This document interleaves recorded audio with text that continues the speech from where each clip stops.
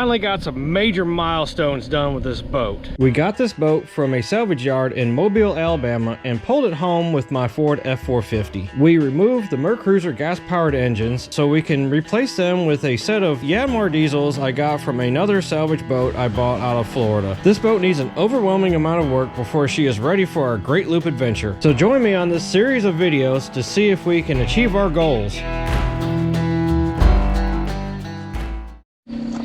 Alright, since we have a very narrow window of when I can do this, I'm just gonna bust right to it and I will narrate you through it.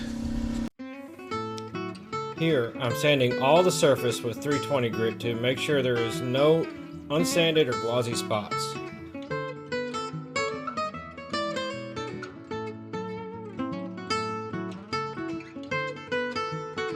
If you never heard of the plastic that has the tape made onto it, I strongly recommend it.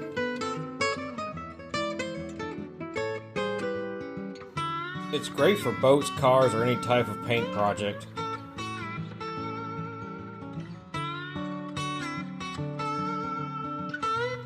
Be sure to take off all the masking tape before it rains. I learned the hard way. Notice the old tape around the port windows that don't come off.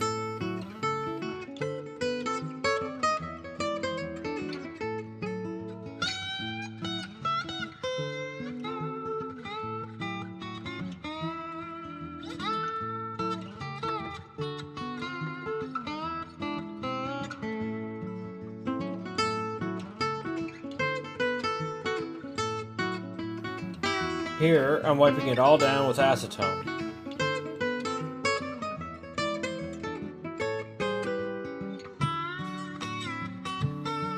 This is one of two coats. The first coat is just Gelcoat and MAKP. This will allow the second coat to stick.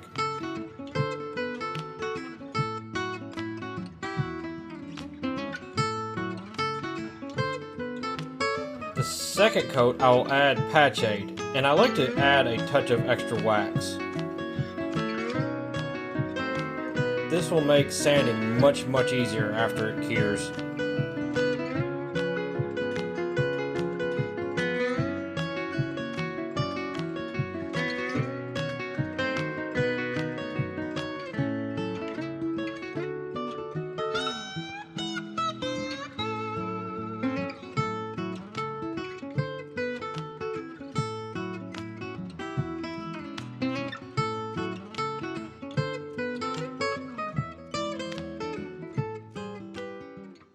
Okay, what I'm originally planning to do here, put this initial thick layer of gel coat on the side of the boat. Then we were gonna sand it down, kind of use it as a filler primer as well, and then go back and spray it with a very thin down concoction of gel coat.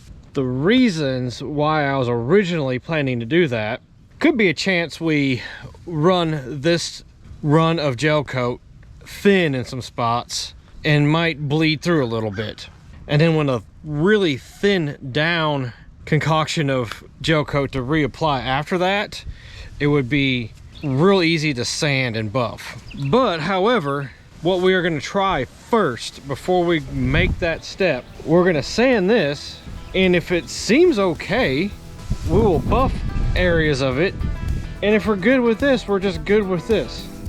The very next step we got to do before we start sanding this, I have to rub guide coat all over the whole side of it. That will basically tell you where you've sanded and where you haven't sanded, and we're going to try to sand it with some 320 on my dual action inline sander.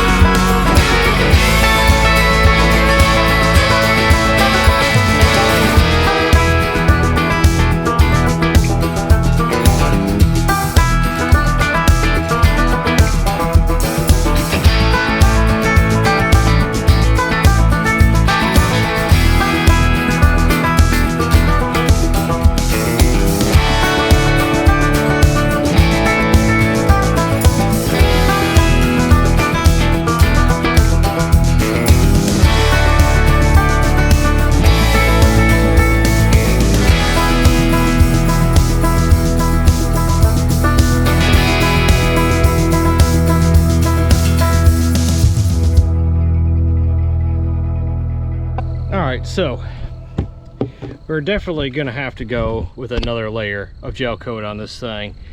I thought it might be a slight chance we could get away with it, but I did run it a little thin in certain areas, and there is some areas that look a little splotchy. It is what it is. I kind of planned for it anyway, so it's not that big of a deal. But on the plus side, all the body work is just like perfection. I mean, it is smooth, probably smoother than it did when it came out of the mold. So the last layer of gel coat we're going to put on this boat, I'm going to use a product called Duratec 50/50 and really thin it down. The layer is not going to be nearly as thick as this previous layer we just sanded off, but it will still need to be sanded just to smooth it out so we can polish it. However, that is going to have to be for another day. It is late in the day now, and we're going to get some rain, and unfortunately it looks like it's going to rain for the next couple days, so bear with me. I know I'm trying to put these videos out once a week. I'm doing my best, okay? It's been an incredibly long day. I have so much work to do. It is like full-on summer here now, almost, even though it's April. Everybody wants their boat fixed, so I'm just struggling to try to get the things done on the old Silverton. I did get the motor back from the sandblasting place. To make that clear, that's where I brought it last video.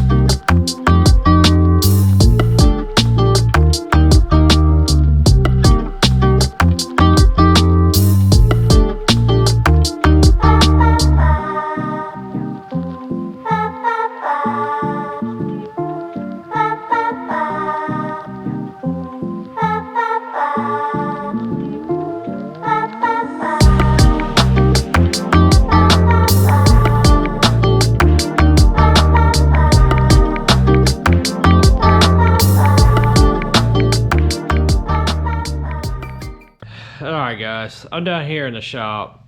I got some news on these Yammars I'm just not thrilled about at all. Man, I hate this. As you know, I got this one back from the sandblasting place and I painted it. I decided to take the valve cover off just to kind of look and just, you know, double check everything.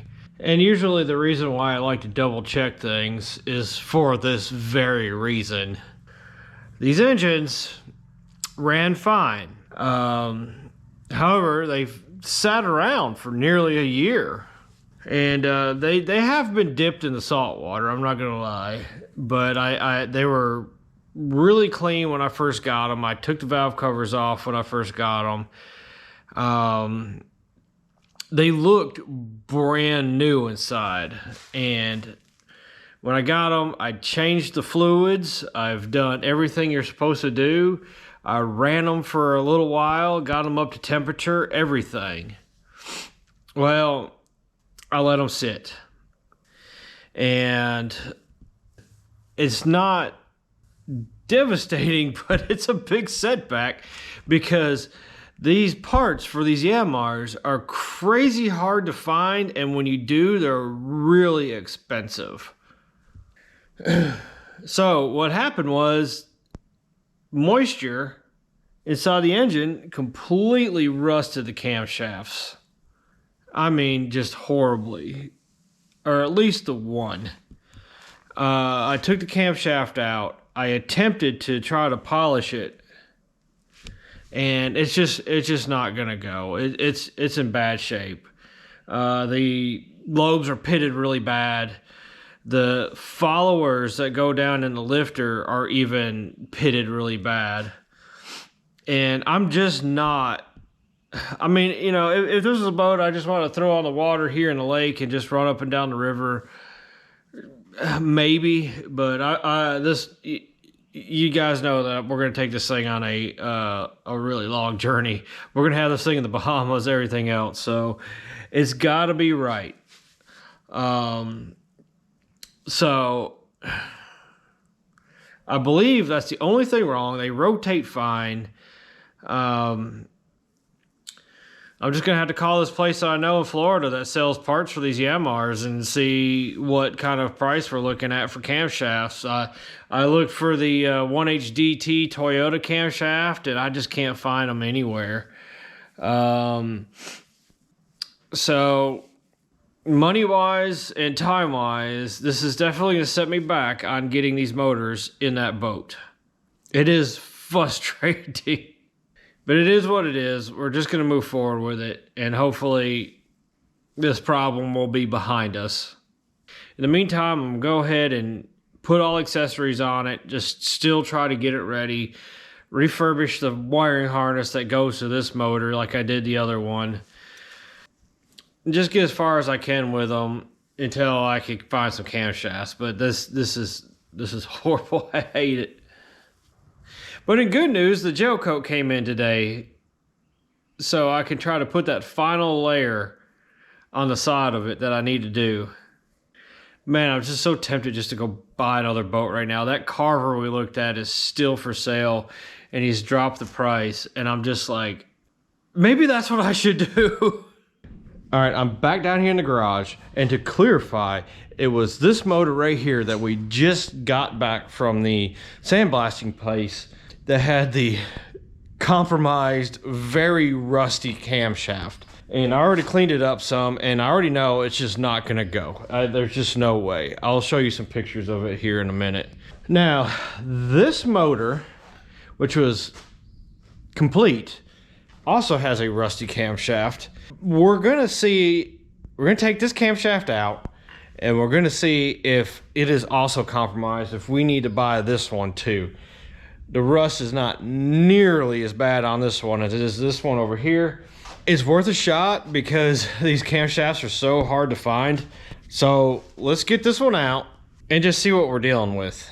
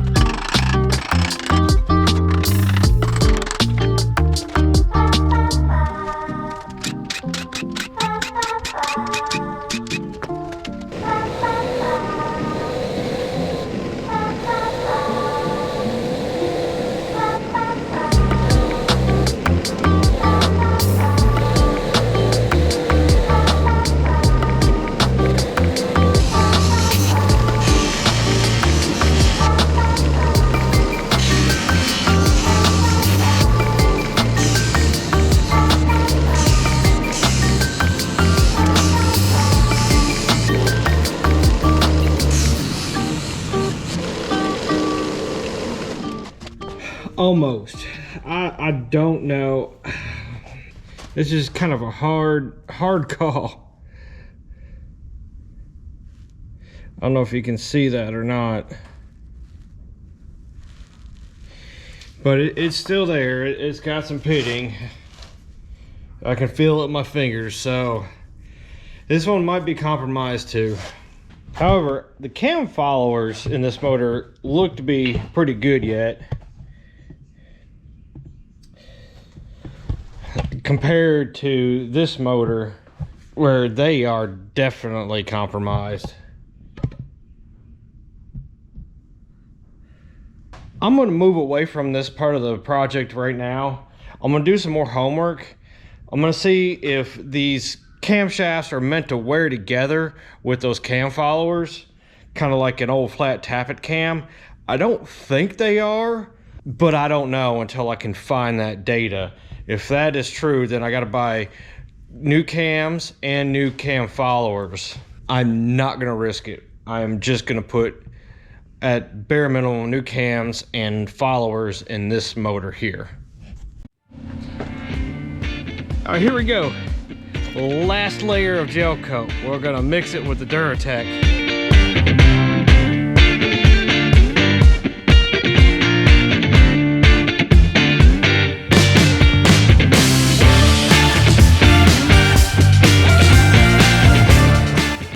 All right, so I got a brand new gallon of gel coat for this thing from Spectrum Color.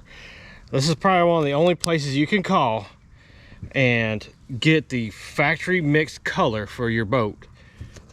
I've been trained by them too. I've been through their beginners class and their advanced class. So we're gonna mix the Silverton Ash White from 1998 to 2009. We're gonna mix it 50% with some Duratec. It's the 904. This will thin it way down. It will allow it to be sprayed on more like paint, which in the end is a whole lot easier to sand and buff.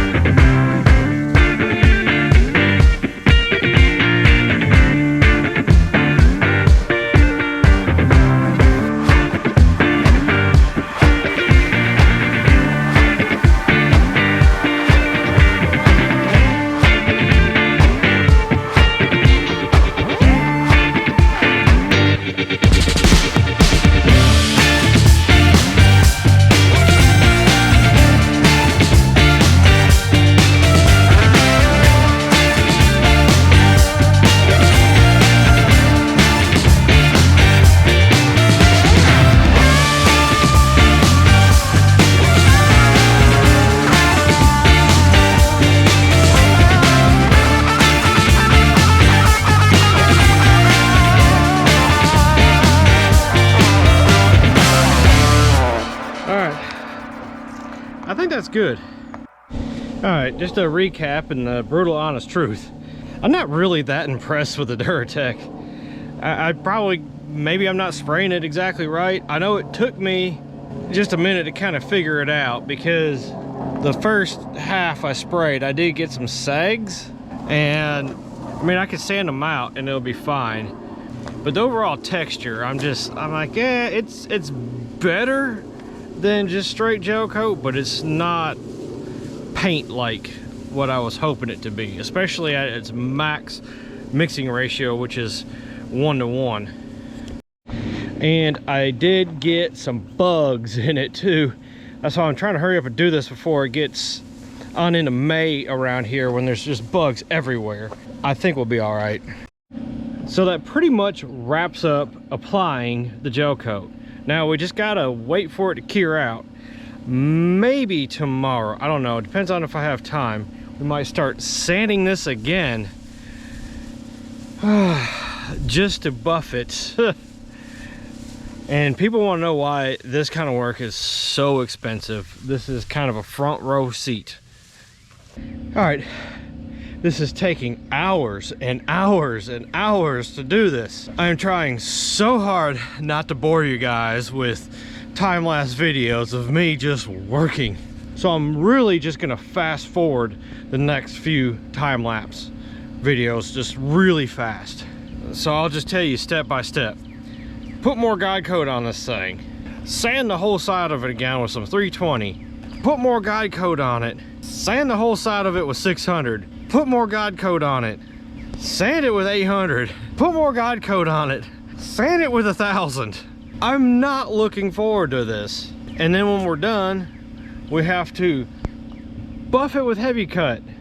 Probably buff it with some fine stuff. And then wax it. So, yeah. But let's just get this over with.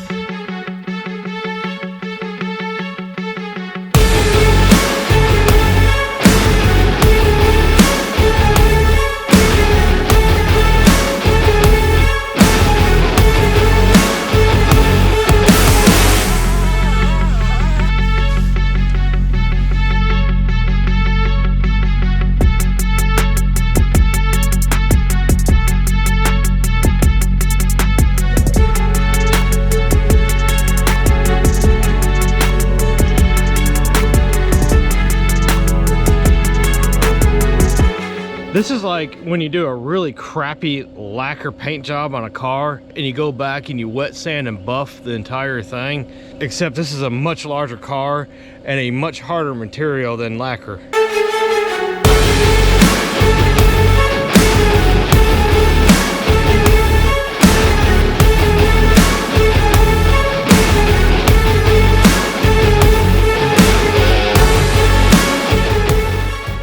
I don't know what sucks worse, sanding or buffing. Probably sanding, but buffing sucks too.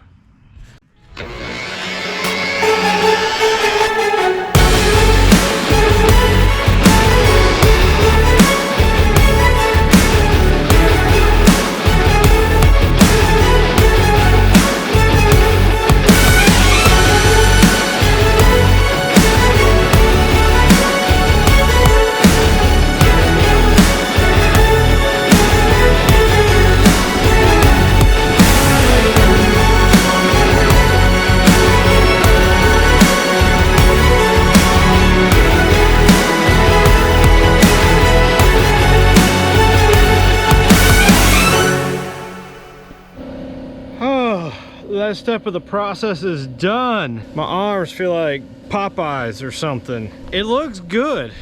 Finally got some major milestones done with this boat. We got the damaged side completely done, got the stringer fixed, and the motors are almost put together aside from those camshafts. From this point, it's just small projects here and there on it. And that is like a big weight off my shoulders. I don't feel like this boat needs a stupid amount of work. It needs a lot of work, but not a stupid amount of work anymore.